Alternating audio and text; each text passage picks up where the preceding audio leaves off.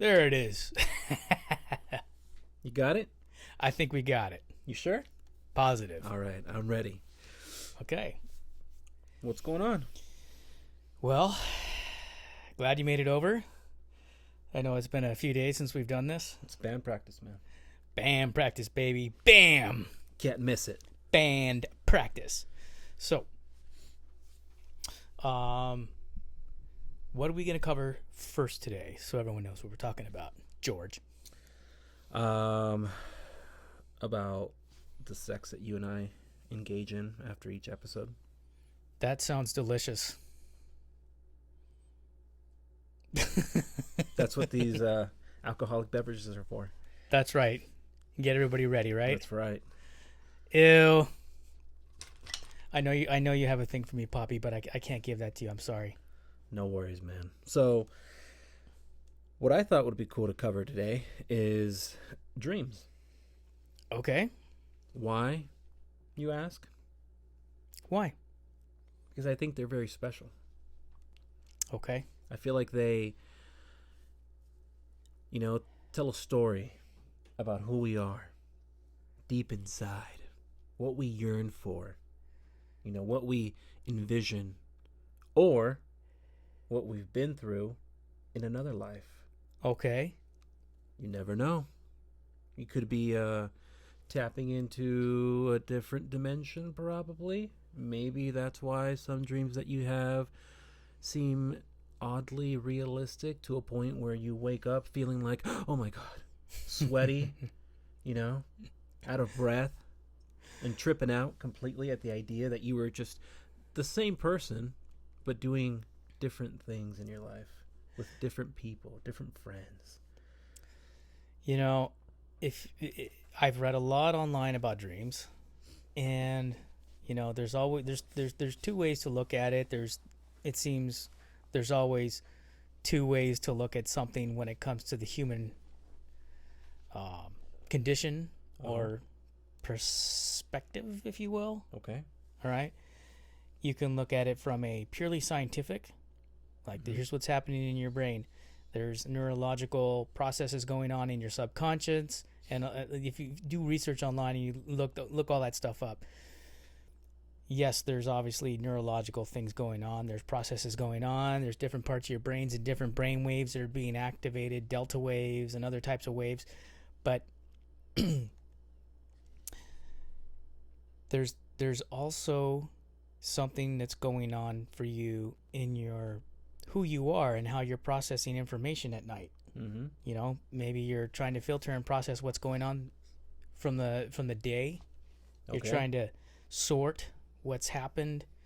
You're trying to make sense of everything that you've been taking and you're trying to file it and process it.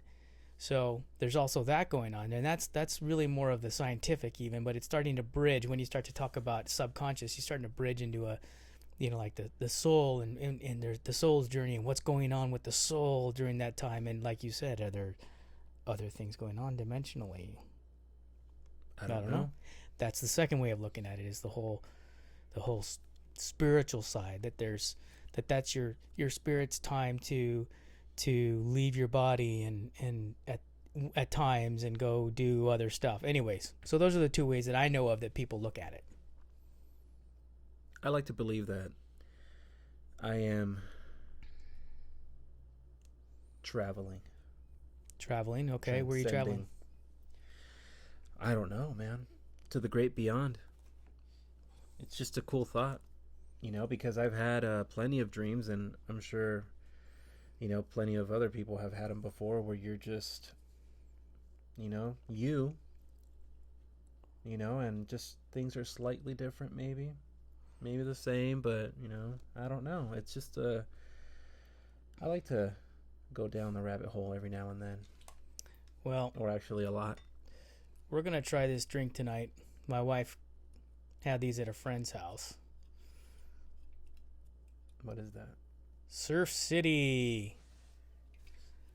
Can I see that? Still works. Tiffany Twisted gin with violet liqueur, natural lemon thyme flavor, and certified color. Wow. Here, take a look. Do they sell this at Whole Foods?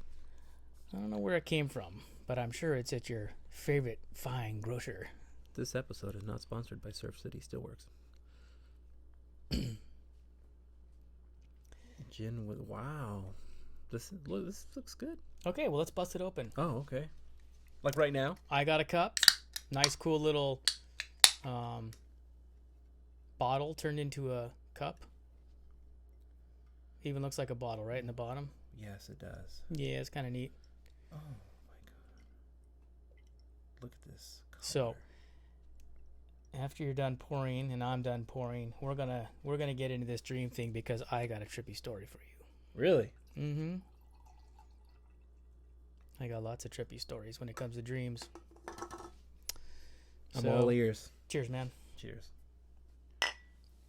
All right, let's try this foo-foo drink. Wow. You know what it reminds me of? This reminds me of,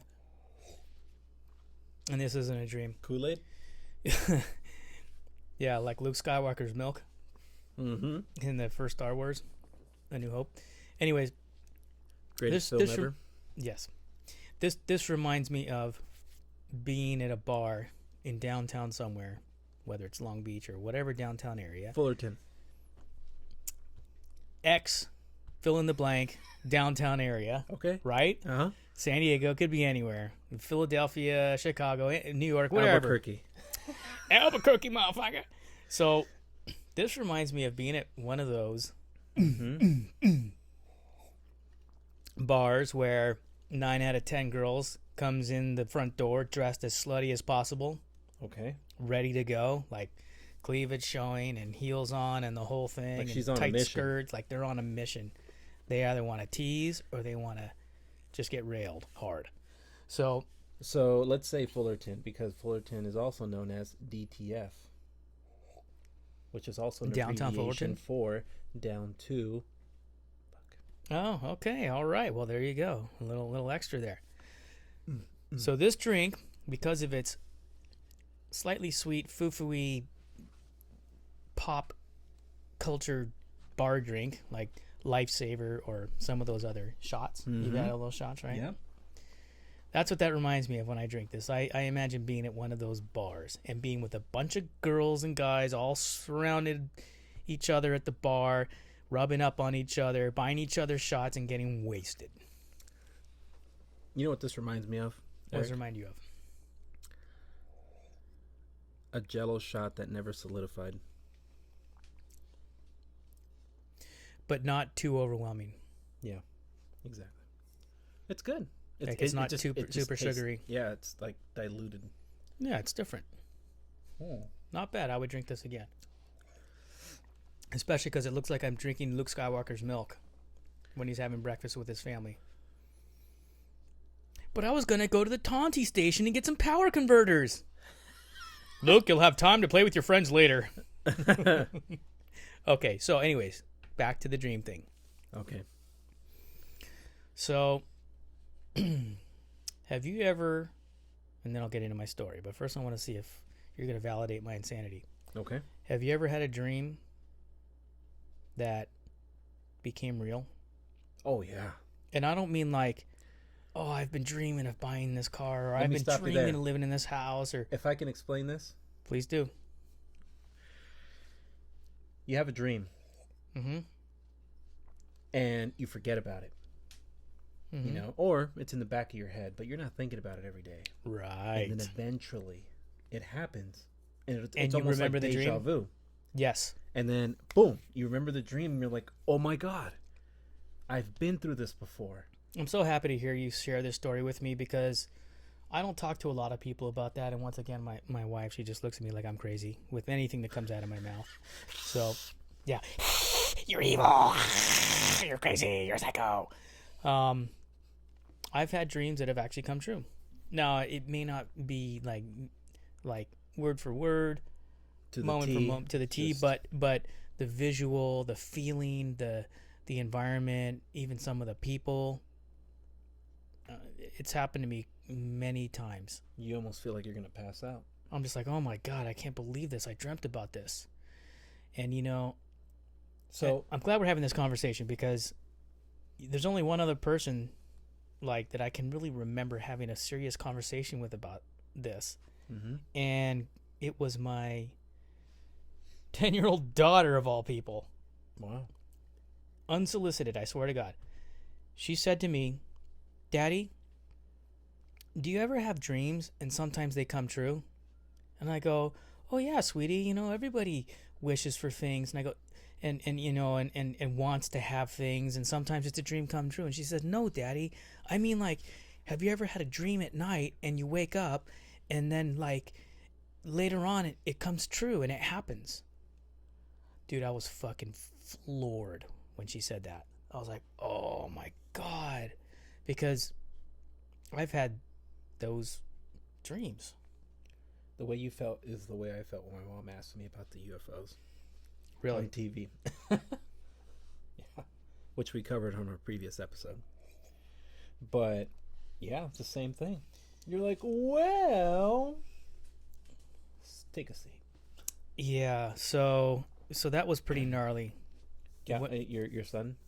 No, it's my daughter. No, I'm saying, but Calvin has never brought this up. He hasn't brought it up to me, but you know, he's a very deep kid, you know, in his own way, and there's a lot of things that he talks about, but I don't think we've touched that subject yet.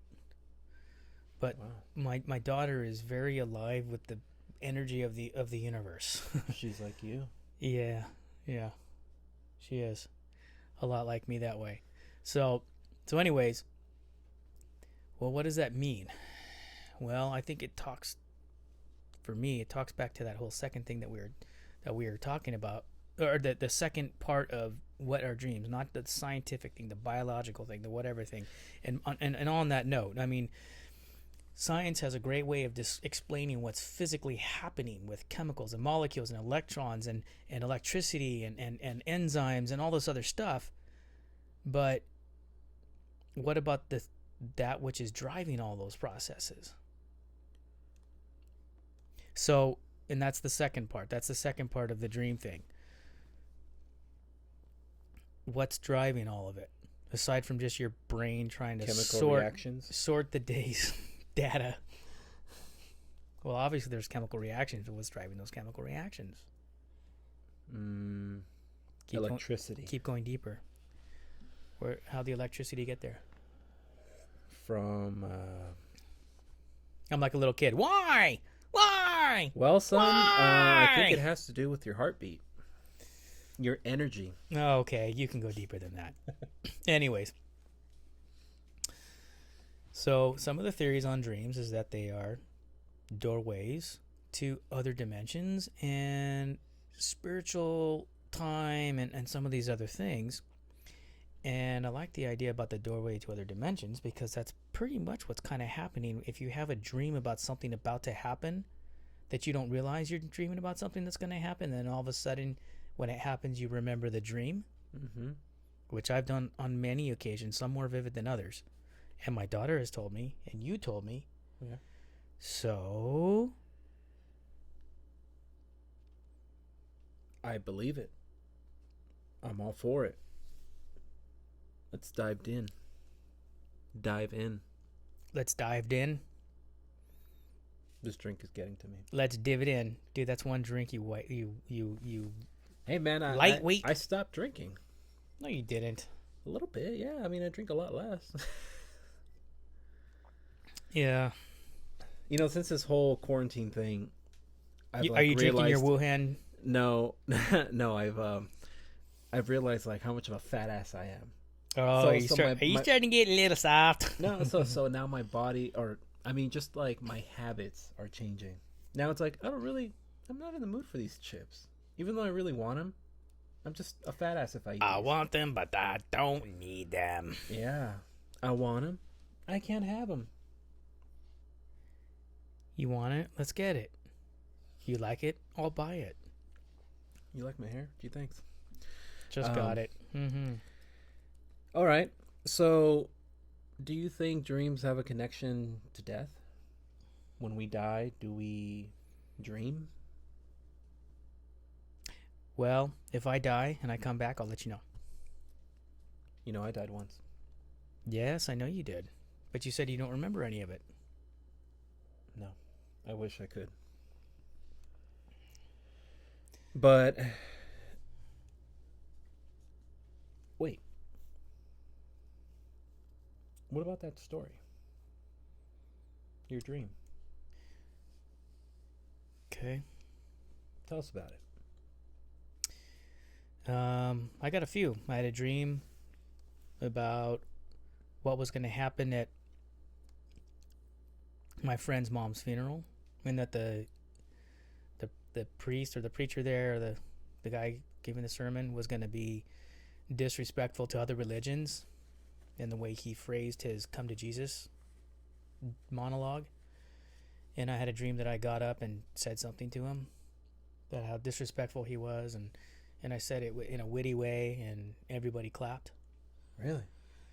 Yep. And then when we were sitting there, this is like maybe a year before that funeral or that memorial, and I started flashing back when I was in the memorial, as I was listening to this guy being disrespectful, and I was like, oh my God, I had a dream about this. Do I stand up and say something? And I didn't. Why didn't you? Because it wasn't my show. It was his show. So do you think, had you done it, Would I have fulfilled you would have dream? altered something in your life? Almost like a butterfly effect? Well, this brings up, on that note, that brings up a really, really good kind of perception there. Like, what if when you dream, you step out of your little simulation and you can jump from, different time, different parts of your life, but you jump, to the future a bit and you see it, and it's up to you whether you want to follow that. That's more of it. Okay, so if you look at it mathematically, okay, and it's so funny, I've had many late night conversations with friends over beers and whatever, around the campfire and all that, about this very subject, that mathematically you can pretty much prove that anything is possible. You can. Because if you look at simple sine, cosine, tangent, parabola, all of the calculus and geometry and the formulas that exist that show the physics of math, basically everything exists theoretically on an XYZ coordinate system. Mm-hmm. Right? X, Y, and then Z is the tangent, okay? And by using math, you plot out all these coordinates, mm-hmm. right? So what that's basically saying is the point of reference is always going to be a number on an XYZ coordinate scale. Now, if you take your point of center and you say, okay, here's my point of center, or here's my 0 point, or here's my reference point on that XYZ coordinate system, there are an infinite number of possible positions that numerically something can be on an XYZ coordinate system. So take your center 0, you could be out here, here, there, there, there, there, there, there, there. There's an infinite amount of possibilities, not only in where you could be moving forward in time, which is 4-dimensional, mm-hmm. but even back in time, if you could go back in time. So the math is there to prove that those places actually exist. And where that becomes interesting is every opportunity in front of you is a choice to make a trillion gazillion infinitesimal amount of choices. Whether you pick up your glass like this, like this, like this, like this, like that, like that, like that.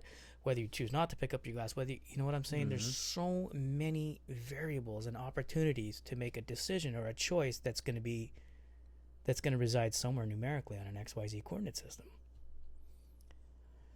Because the possibility exists that you could be in any of those spaces, and it's a matter of choice that you make, that proves that there's an infinite amount of possibilities and an infinite amount of dimensions where it could have happened. Maybe the me that chose to lift up a glass this way is different than the me that chose to pick up a glass that way, and the timeline split off that way, and it went into its own coordinate system, and there's an infinitesimal amount of possibilities. So when you're dreaming, you might actually be interdimensionally moving around on all those potential possibilities, even further out in a 4-dimensional timeline, which is time. Does that make sense? That makes sense.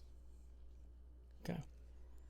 So what are dreams? So where does karma fit in all this? Karma? Yeah. I think that there's all kinds of things. You think you just disrupt the numbers? And maybe, hear me out on this. I think that there could be all kinds of energies out there that are guiding you, whether through dreams, through moments of awakening in your actual conscious awake life, that give you an opportunity to steer away from a bad decision, or steer you towards a good decision, or maybe bad and good are perceptions, but the point being, there's a lot guiding your decision-making process, and sometimes it's more than just what's in your brain and your perceptions. And sometimes in dreams, I think there's times where you're maybe interdimensionally jumping a little bit forward. So it gives you an opportunity. Wow. Gives you an opportunity to maybe reevaluate what choices you're going to make once that dream becomes the reality.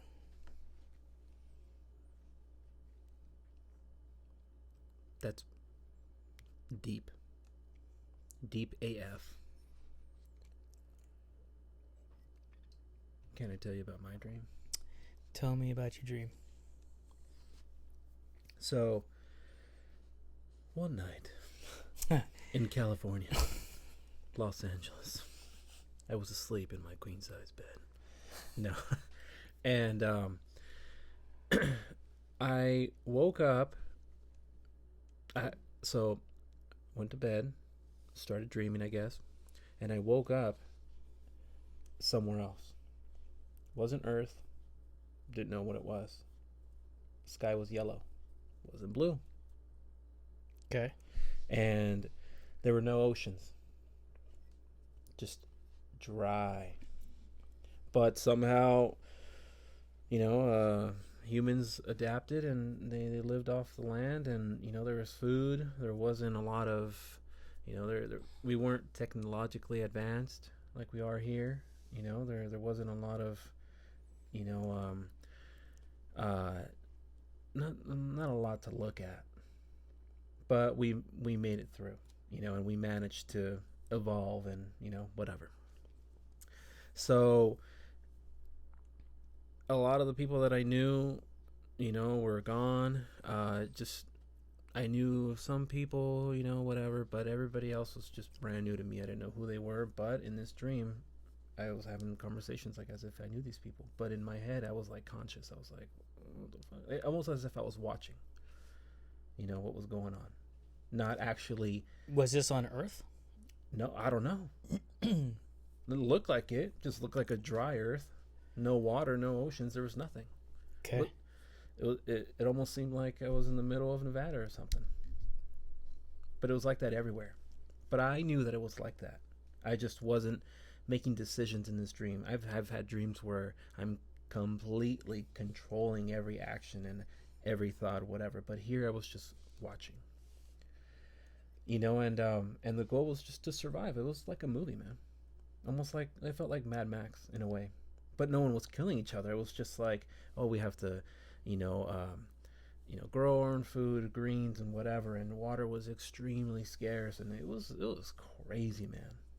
Crazy. Kind of like a apocalyptic future dream. Yeah, and get this. Mm-hmm.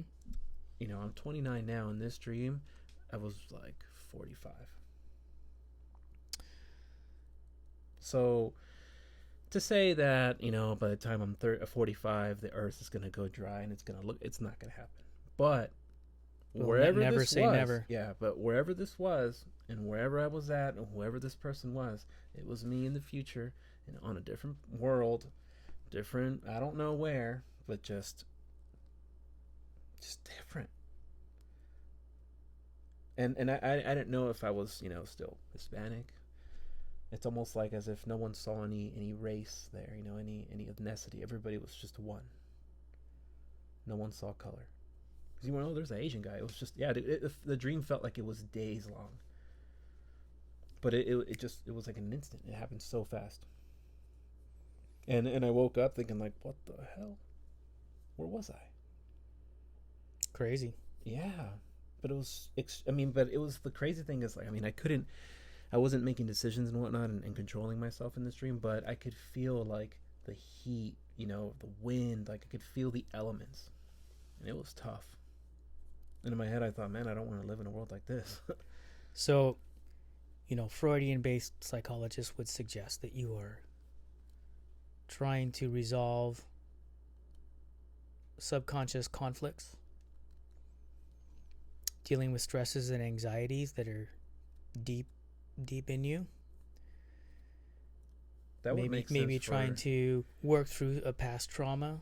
Well, that would make sense, because I've had a dream like that where, like a past trauma or something, an extreme, life-changing decision that I've made, and I put myself in other shoes or, a different perspective, whatever. That makes sense. But this dream, it just felt so real. I wasn't in conflict. I was just watching myself live in this weird time. For no reason. Don't know why. There was no point to it. I was just watching myself live through this apocalyptic like world. But no one was killing each other. We just adapted to live this way. Crazy. Yeah. And we were dressed like like they do in the Middle East. Just long, desert people. Yeah, exactly. It wasn't like the movie Dune. That was a great one. Yeah. They were making that. Oh, really? Yeah. Well, they remade it once, and it was okay. It was kind of, the intensity was watered down. Hopefully this one will be better. No, man, if you're going to remake Dune, it has to be on point with the poignance and the intensity, and the character development has to be spot on. Well, maybe if they do as good of a job as they did with Mad Max Fury Road. That was pretty damn good. You never know. You never know. That movie was good. That shit was entertaining. That was crazy. The guy with the guitar and the big amps behind him is Yeah, dude, that was such an intense movie. Oh my god, it was. But yeah, man, that was a dream that, I won't forget. I had another dream where, it's just completely out of this world and just crazy, and I knew it was just a dream. Kind of just ridiculous. Yeah, sometimes you can tell when your dream is just it's bubble gum. Exactly. Yep. But what about the ones where you do like actually have control of yourself, and you're making decisions and you're thinking and you're sitting there, in your dream, like, what the fuck? Where am I? They say that people dream about flying. You ever dream of flying? Have dreams of flying? No. Oh, I've had lots of dreams of flying, and they say people that dream of flying are trying to escape something or trying to get away from something. I've also something heard in their life. That if you dream of your teeth falling out, that means that you're going to have some kind of major health issue. I had a dream that I was going bald. You are bald. I am now. But guess what?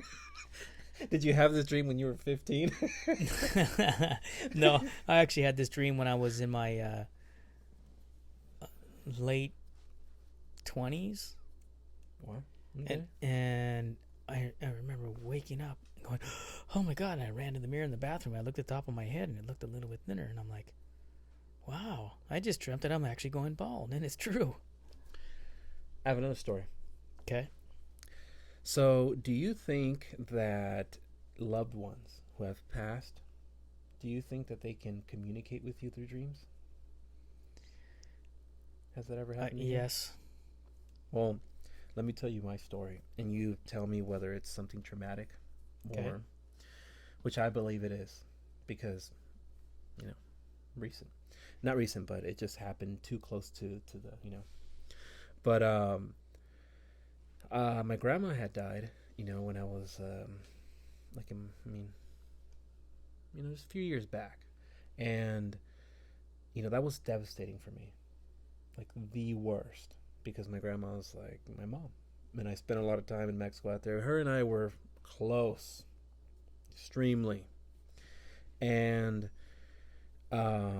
she dies, and because of her religious practices, which is a major reason why I don't really follow religion that well. But after she dies, I refused to go and see her because I was so angry, that she was taken from me. And I didn't go, and I couldn't. And till this day, I still beat myself up over it because I wish I would have at least gone. But for closure. Yeah. But I didn't. So I stuffed that bag of emotions inside deep, and maybe like 3 months after she had died, I had this super intense dream, dude. Like so vivid and extremely detailed. Like it gave me the closure. So what happens in the dream is, we're in this random spot, and I'm standing there, and I see my grandma standing, like wearing this black dress. It's just like a lacy kind of looking thing, black, everything. And but I see her from a distance, and I'm just kind of like trying to focus in on who it is and whatever. And then I feel like a tap on my shoulder, and I turn around, and it's her. And I'm like, oh my god, and I just immediately start crying in my dream. And she's like, oh no, don't worry about me, it's like I'm good, just keep living your life, don't be afraid, it's like I love you, I'm watching over you, all this stuff, dude, comforting me to the max in this dream. Felt great. And I was asking her questions like, like, where are you, like, right now? How can you contact me? How are you doing this? And she would say, oh, I'm just roaming the earth. It's not my time to go up there or down there or anywhere. There is no up or down or anything. It's just you choose to roam or you choose to move on. But she couldn't give me an answer on what it means to move on. So she was roaming the earth, I guess. And she had said that she came down to contact me because she knew that I was hurting really bad.